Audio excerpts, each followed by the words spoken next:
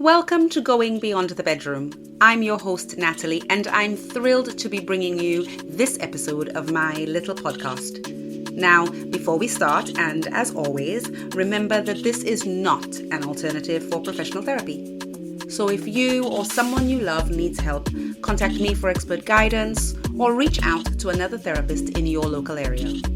Over the next episodes, we'll unpack the challenges, shifts, and emerging trends in love, intimacy, relationships, sex, culture, faith, and absolutely everything in between. So let's get right into it.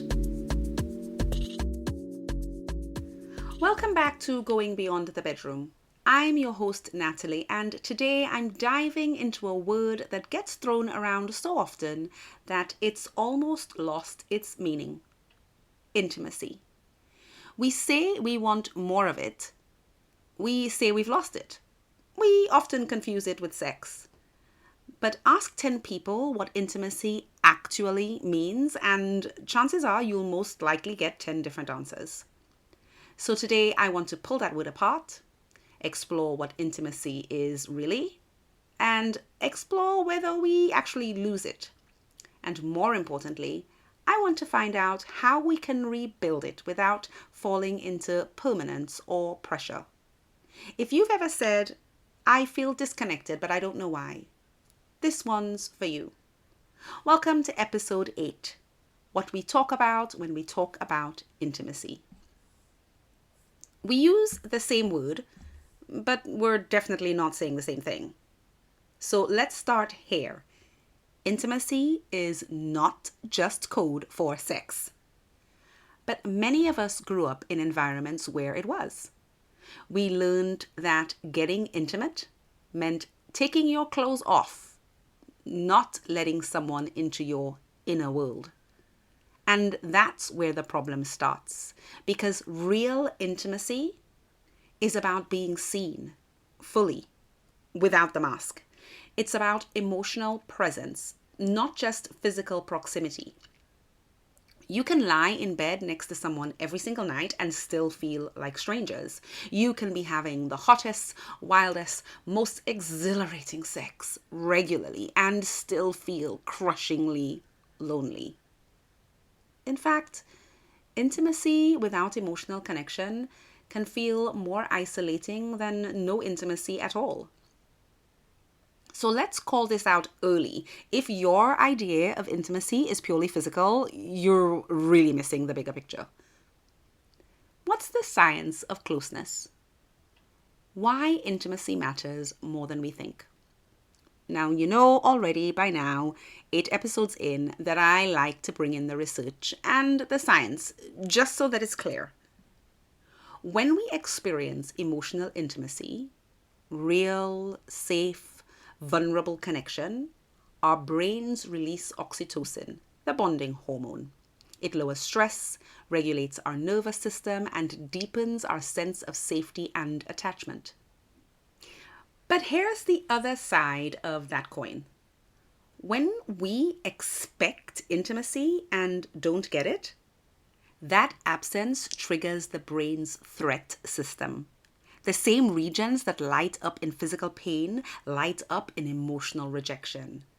This isn't just about feelings, it's neurological, which means that when you feel that ache, when you say, I just don't feel close anymore, your brain isn't just being dramatic. It's telling the truth. And that truth often points to something deeper than unmet needs. It points to unspoken fears.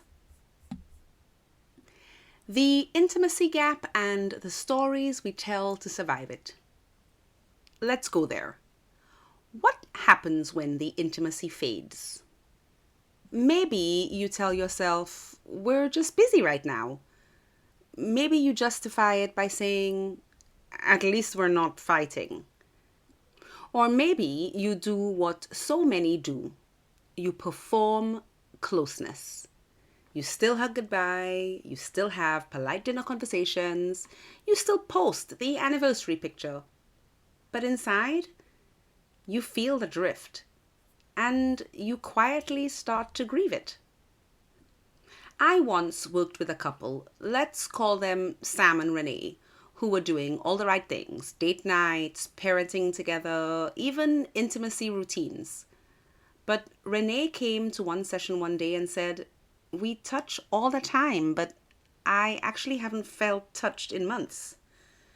In that moment, I realized it wasn't about the sex, it was about presence, emotional availability, about vulnerability. And somewhere along the way, those had become optional. The truth is, we often protect ourselves from intimacy by staying surface level. Because intimacy, real intimacy, at all times requires risk. It requires the possibility of being misunderstood, maybe even judged, of not being enough, of being seen in the places we don't always like.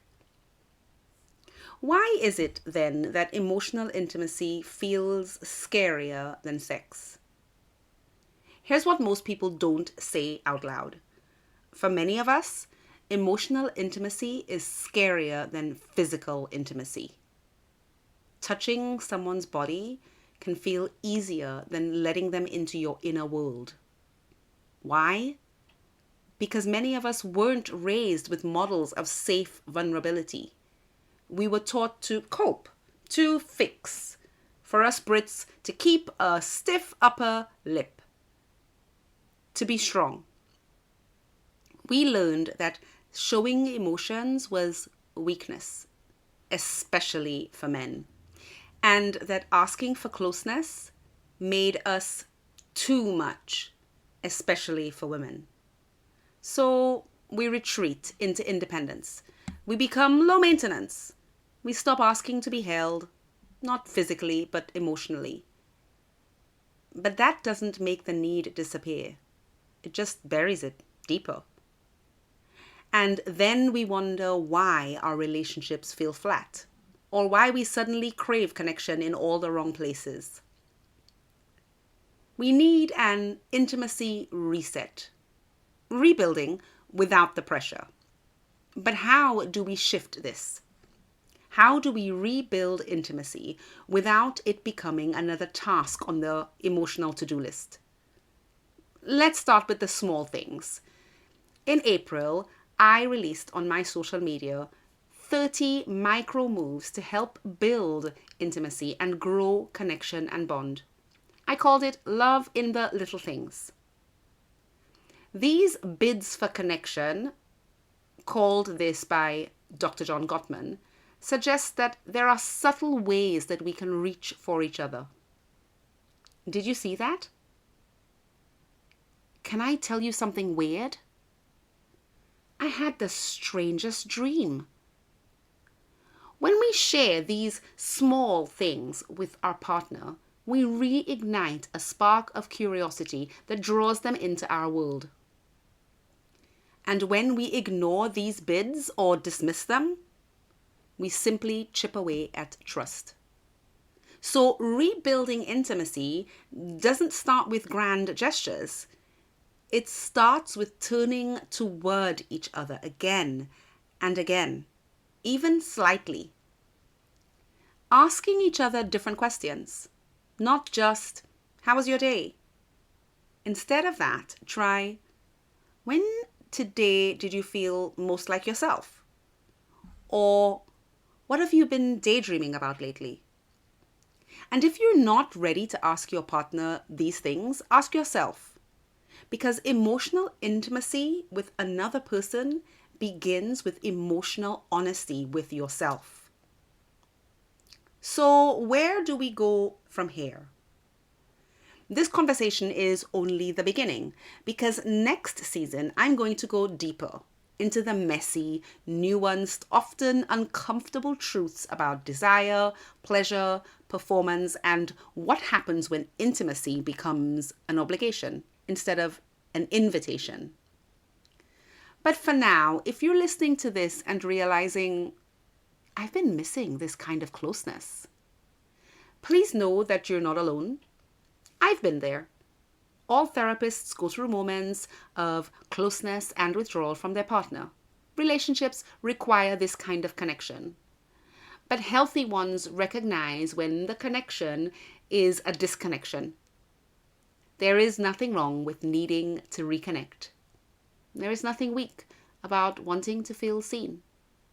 And you are allowed to want more than just functioning.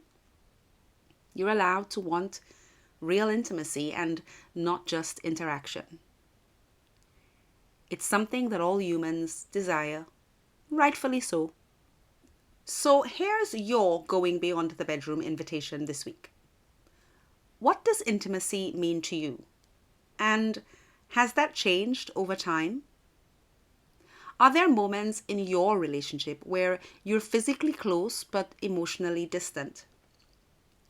What's one small way you can turn toward connection this week without pressure and without performance? Here's a clue. Head over to my socials on Instagram at @LTAStherapy and look throughout April. You will find there my 30 micro moves that I call love in the little things. Share your thoughts with me on Instagram at @LTAStherapy. Tag the episode, send me a message, or pass this on to someone who's been carrying their loneliness in silence. Because the best conversations are the ones we actually have. And join me for my final episode in season 1, The Future of Love, exploring what's next for relationships. We'll unpack the rise of virtual connection, more on AI dating, non-traditional relationship structures, and ask the big question: are traditional love stories becoming a thing of the past? Will you join me? Until next time, I dare you to keep going beyond the bedroom. If you like what you've heard so far, please subscribe, rate, and review Going Beyond the Bedroom. And if you enjoyed today's episode, do share it with a friend or comment so I can continue to bring these important conversations to life. Follow me on social media at @LTAStherapy and subscribe for intimate insights and behind-the-scenes thoughts and discussions on my B-sides. Catch you next time as we rethink modern love. And until then, I dare you to go beyond the bedroom.